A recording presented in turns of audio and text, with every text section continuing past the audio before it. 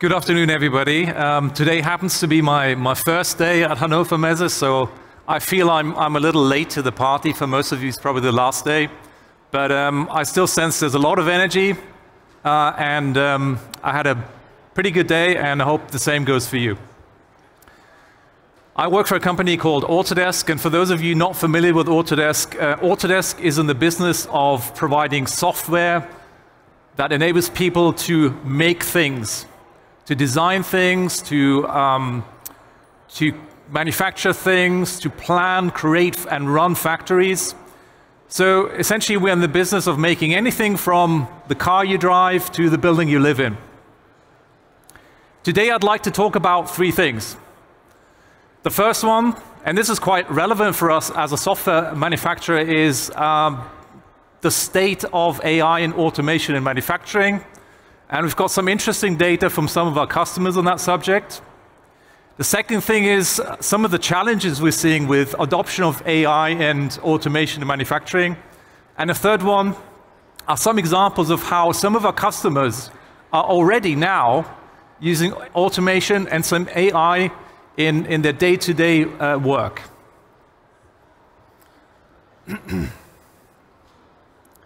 When you come to a trade fair like Hannover Messe, there's a lot of talk about the future.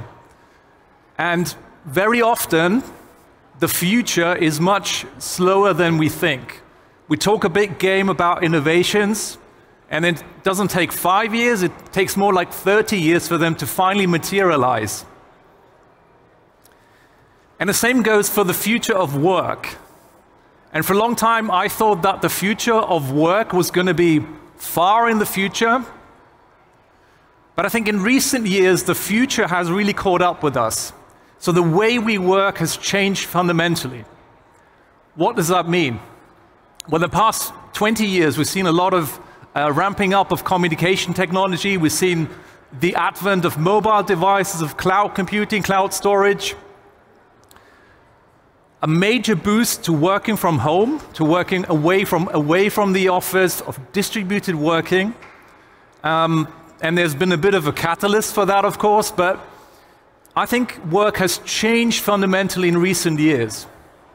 And there's no sign of stopping.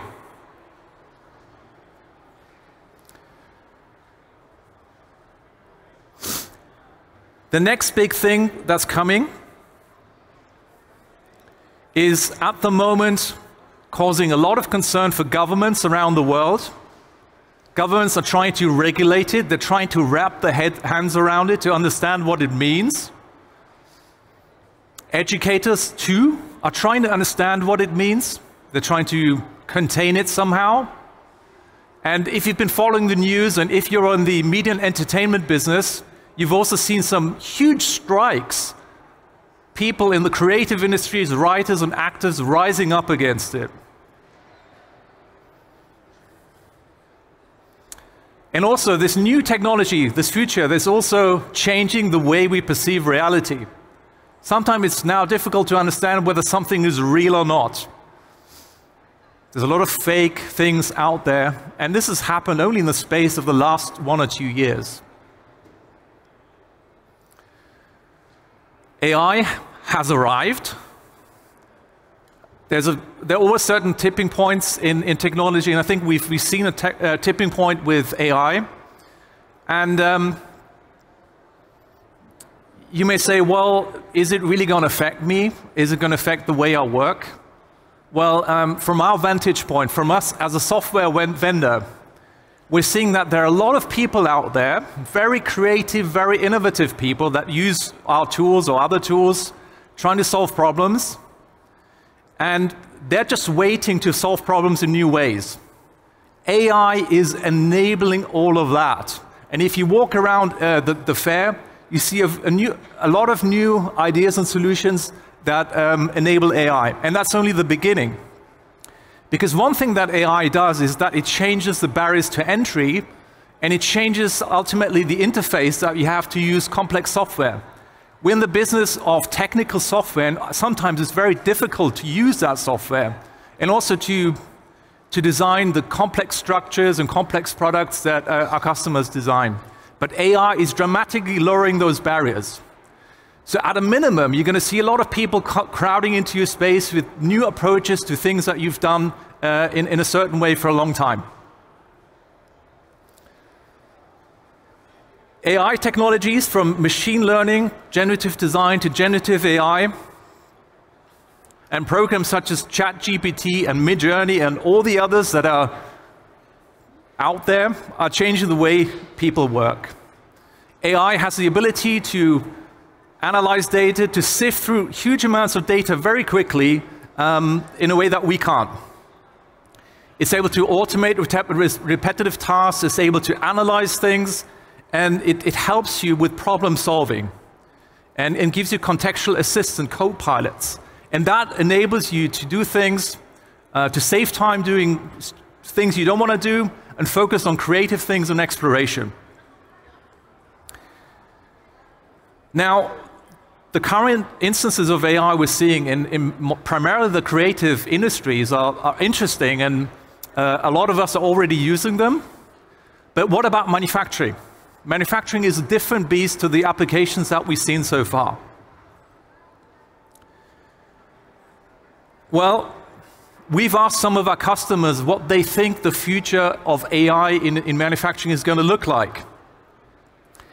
Every year we conduct a survey of about 5,500 people worldwide, and I have to say I was actually quite surprised to see this, because I was expecting a lot more pushback and negativity. However, what they came back was that 78% said that they believe that AI will enhance the industry.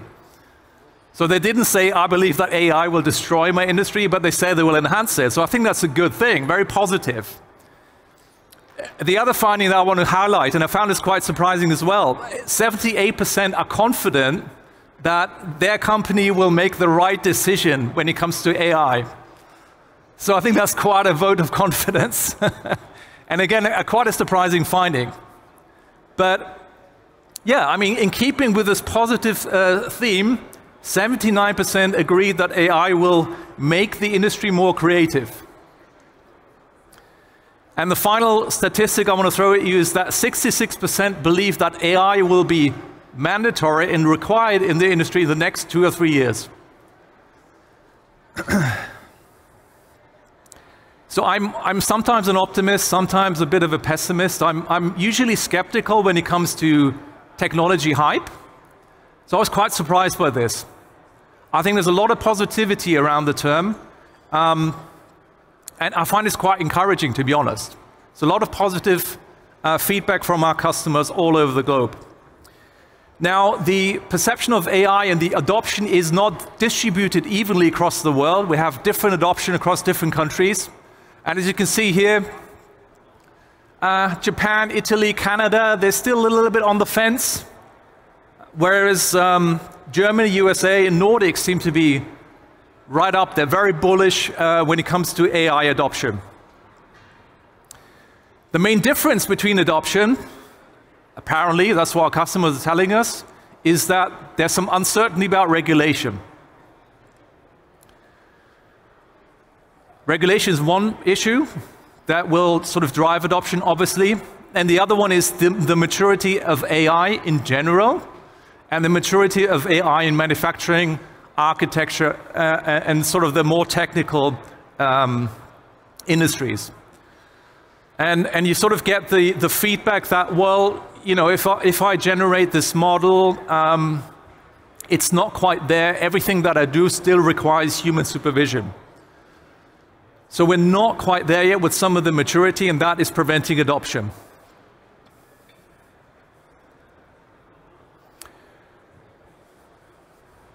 The other thing we asked was, what do customers expect from AI? And the obvious one, 50% think it's going to increase productivity. 40% think it's able to automate mundane and repeatable tasks. Fair enough. And 37% think that it will supplement a skills gap, workplace safety and risk analysis, and identify gaps in performance. I find the third one quite interesting because in many developed countries we're seeing talent famine, we're seeing skills and resource gaps. I think using AI to plug that is a really interesting value proposition. And as I mentioned, one of the benefits of AI with co-pilots and so on is that it lowers barriers to entry, it lowers skill requirements for workers in these sort of complex jobs.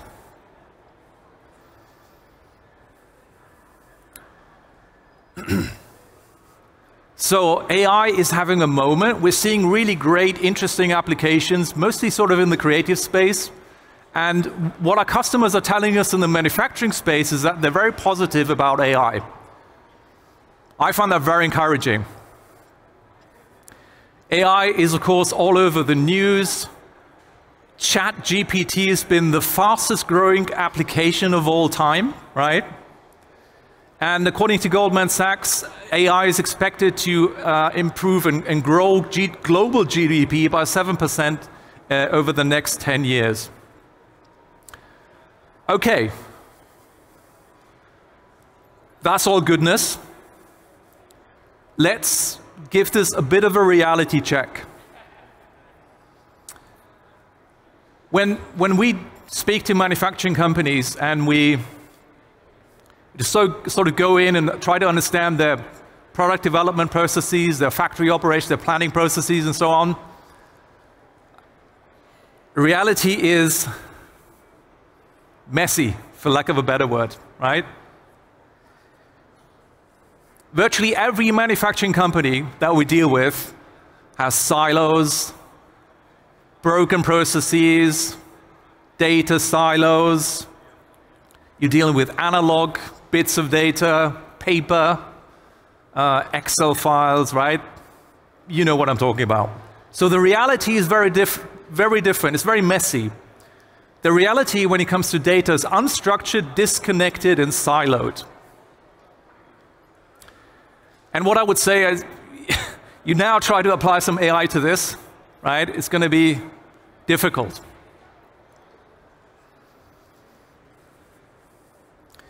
So our mission as Autodesk, and I mean this for all of the industries we serve, architecture and construction, manufacturing and media entertainment, is to try to change the picture on the left to something that looks a little bit like the one on the right.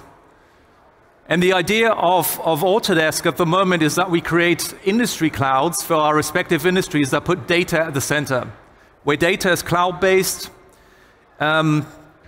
and where processes are based on a central repository of granular and structured data.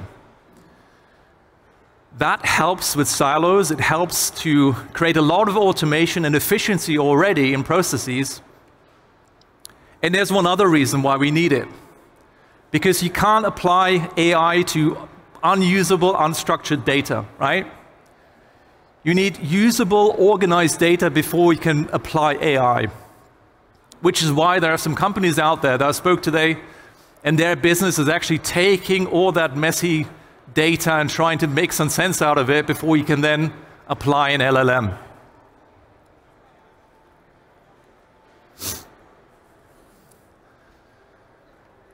So maybe take a moment and try to think about your own company. Do you think you're ready for AI? Well, if your processes are a little bit like the picture I showed on the left, the answer is probably no. Or maybe in some areas, okay?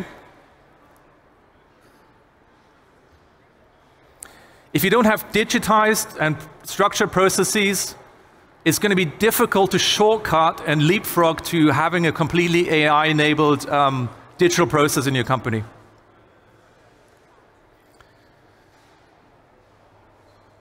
As I mentioned, one of our focuses is to have these industry clouds.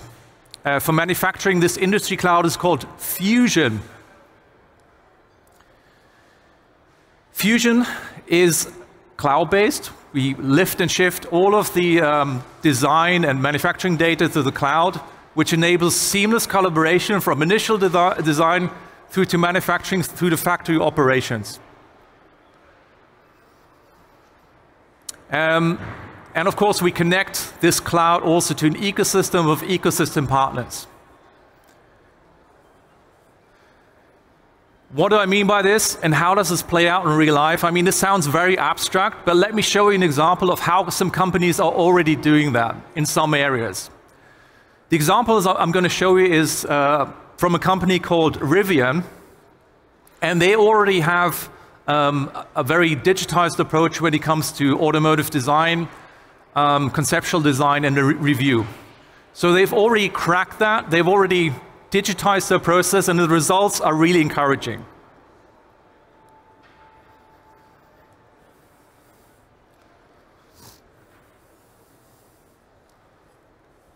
The automotive design world is so much different than it was. There's more competitors in the space. The hardest part of that is, how do you be different?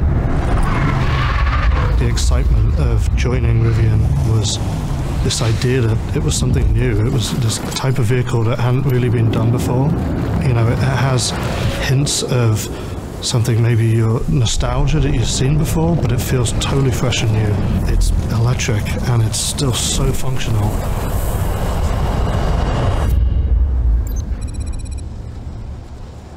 Here at Rivian, time is of the essence. The VR process has been phenomenal for that.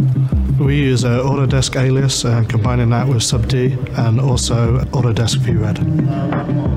Putting on a headset to go into VR is probably my favorite part of the day. We can very, very quickly grab data that we're working on, pass it over to our team that set up the VRED and the VR, and then put some goggles on and have a really great look at all the work we've been doing and evaluate things quickly. What would take a lot of money and a lot of time to do in clay, we can do very, very fast digitally. The first time I put the goggles on a VR, I remember sitting in this room and thinking, oh my God, where has this technology been? There was just no going back. I knew there was no going back. This had to be an integral part of the process. Alias is a great tool because it's very quick to iterate, especially with sub-D modeling now coming in the picture. Even a designer can now start using sub-D modeling. They can quickly iterate, start moving around surface. It's a little fun now. They start to integrate a lot quicker with it. And then we're able to export that and quickly go right into VRED. As long as you have your materials in there, you can start dragging and dropping things left and right and really starting to put together a story.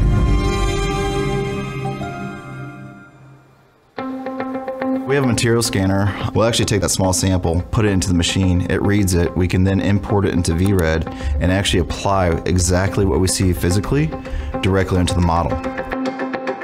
We can look at all the different iterations quickly. So let's say we have 4 different wheel sets.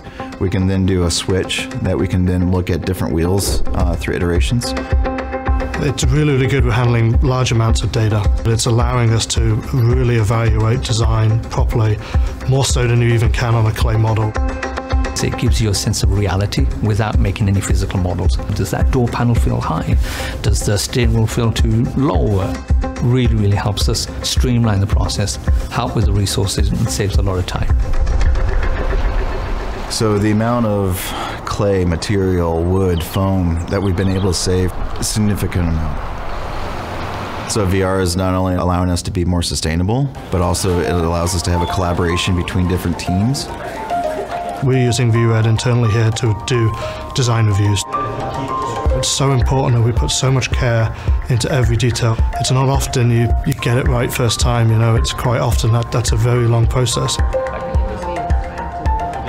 I think not having VR and Autodesk in our workflow would not only would be a sad day, but it would be a slower process. Oh, it makes our job so much easier. Absolutely, so much easier. We know the decisions that we need to make fairly earlier on and not waste any time and resources. I feel like the industry needs to move forwards, you know, and we're on a path at Rivian to help it move forwards. It's about making sure that the world goes in a positive direction.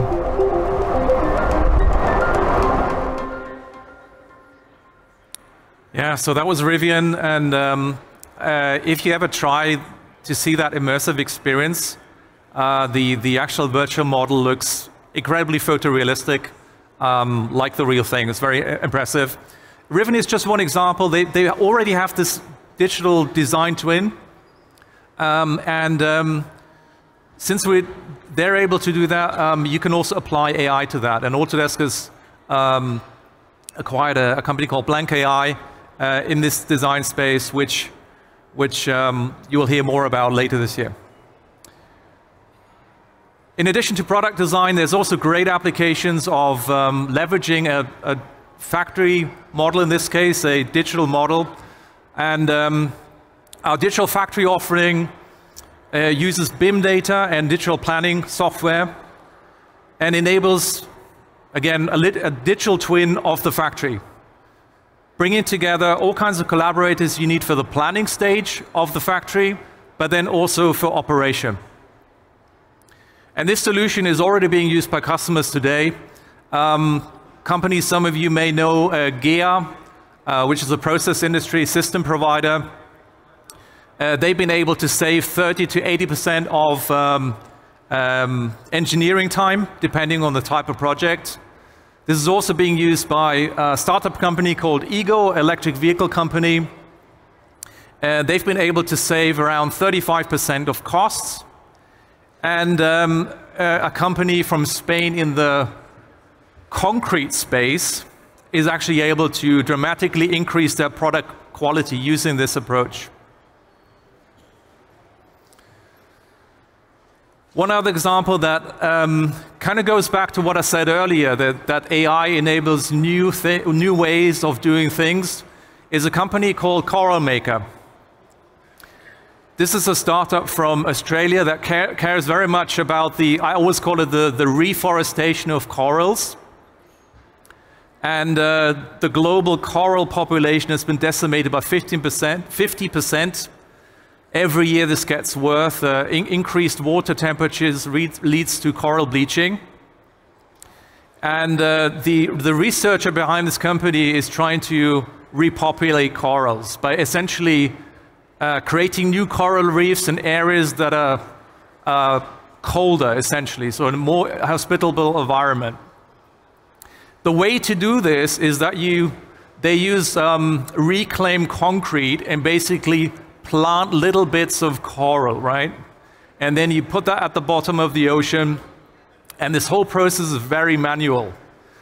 Creating the skeletons of which the coral grows, but then plugging the coral fragments into that skeleton used to be done by hand. You have to glue these things into that skeleton.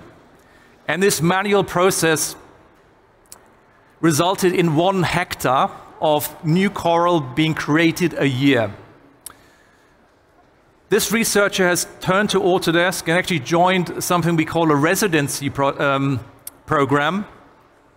We have tech centers all over the world, and you can apply as a startup and you get resources and funding, access to our software and to machines.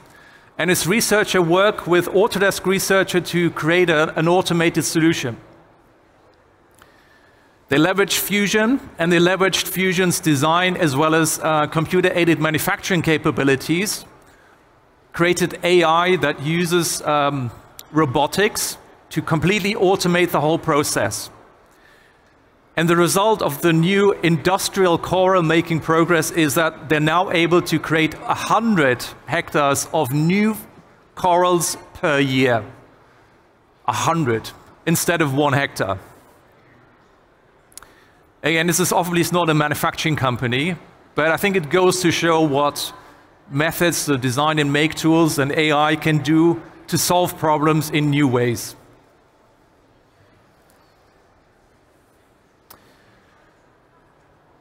I talked to you today about some of the things that we've been observing when it comes to AI. I think it's very encouraging that there's so much going on in the creative industries, and I'm very encouraged by how positive our customers are when it comes to AI. But there are also some challenges that need to be solved. And really managing your data, making sure that that is structured, that you digitize your processes is a very important step. I've shown you some examples of some companies that have already mastered it, and I think you can start with small things. You can start in conceptual design and then extend to factory, like Rivian did it. Or you can start very small and use this new technology to scale up quickly, in this case of a startup. Anyway, watch this space. I think Autodesk is quite excited about AI, and there will be new news coming out over the next few years. I'm quite excited about what AI is going to bring. And yeah, this concludes my talk track for today. Thank you.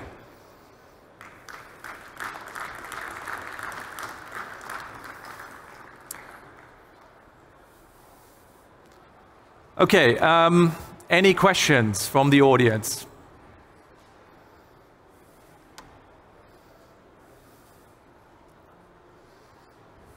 We have a spare microphone to get your questions. Just raise your hand and we will be there in a second.